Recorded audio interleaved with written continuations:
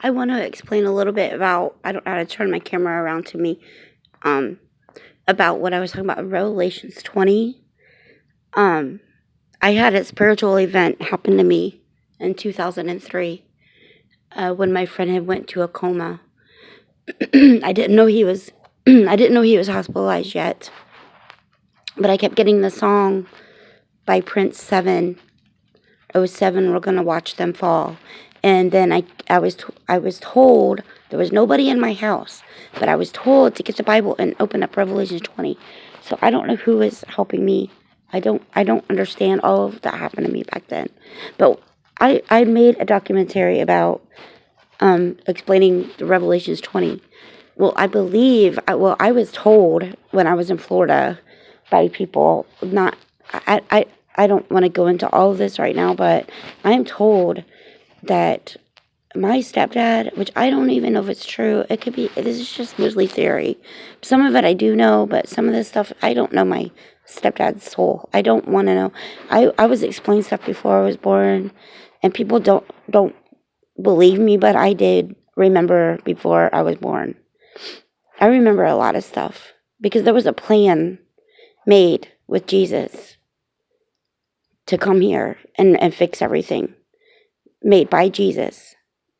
And I remember we talked about music, and there was going to be a man that was going to be very upset from what happened to his childhood or something like that. I don't know, don't remember all of it. I can't remember everything.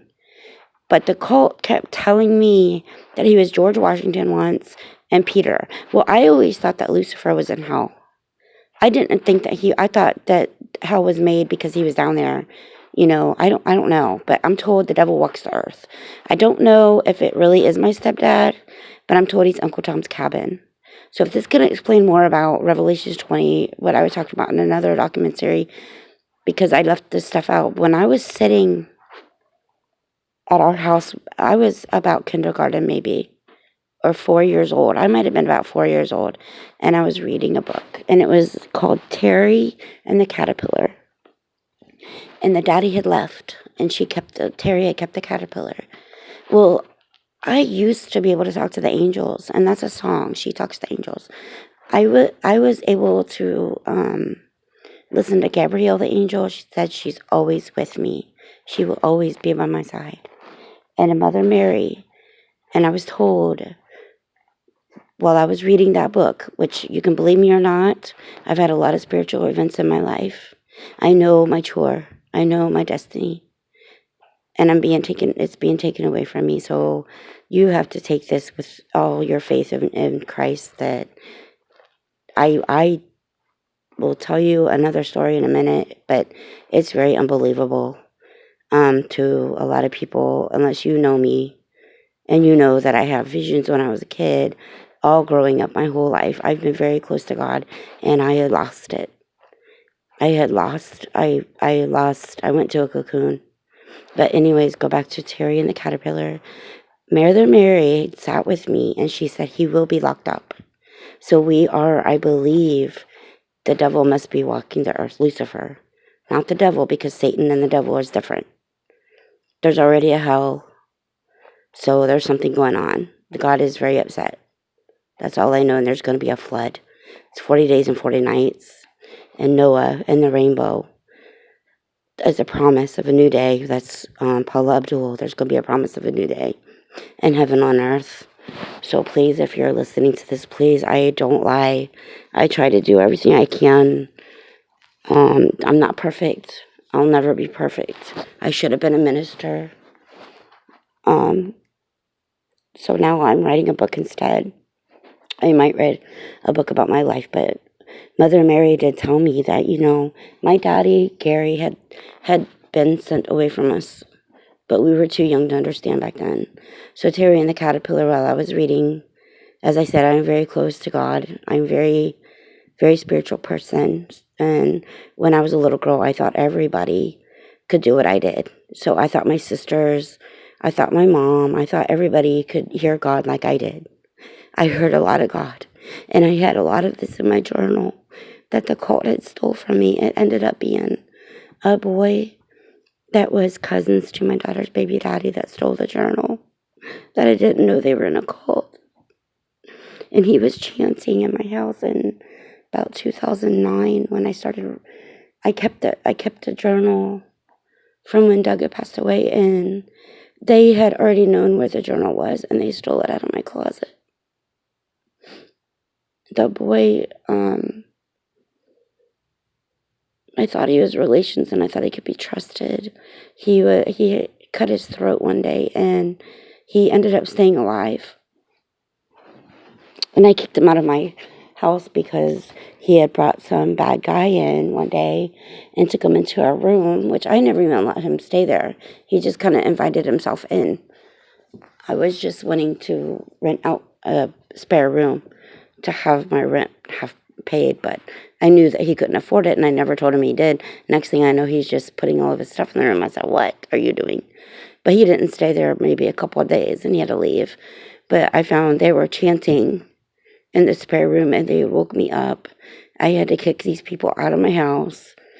His laptop had broke. He was acting psychotic. So this cult, the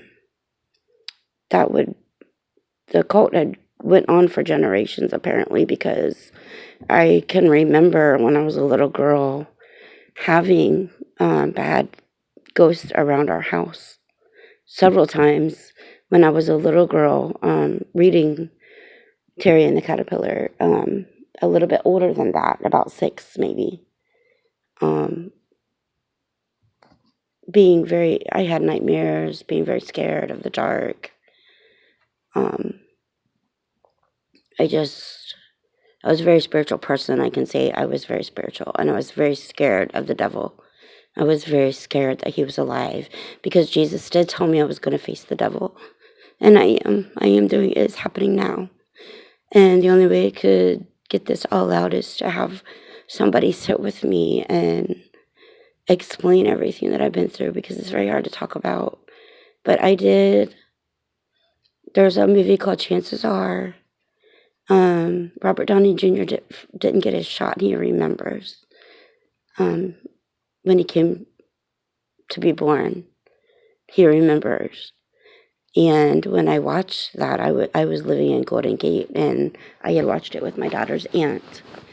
We were making lobster salad, and we had watched that movie together. And I kept thinking to myself, I never told anybody, because it's mine. It was my life. That I remember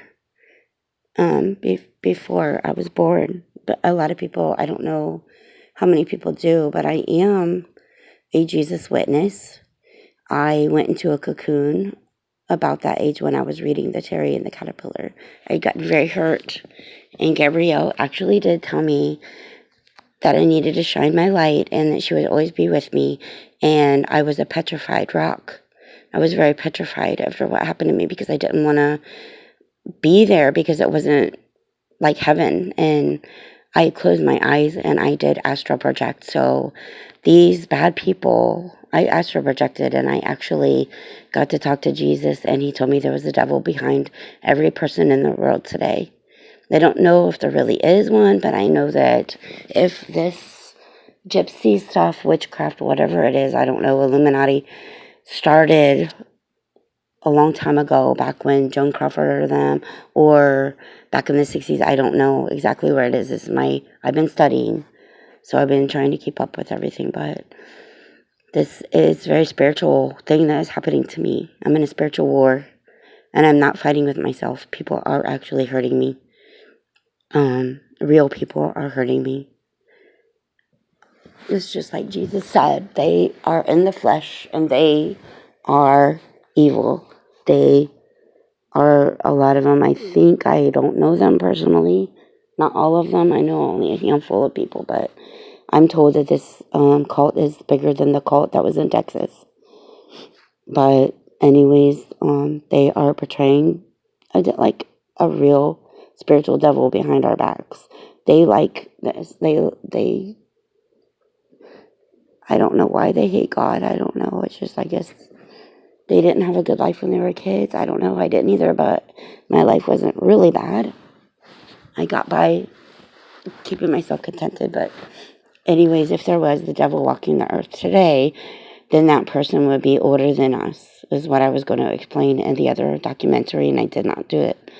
Well, I know that Jesus sent me and my love of my life.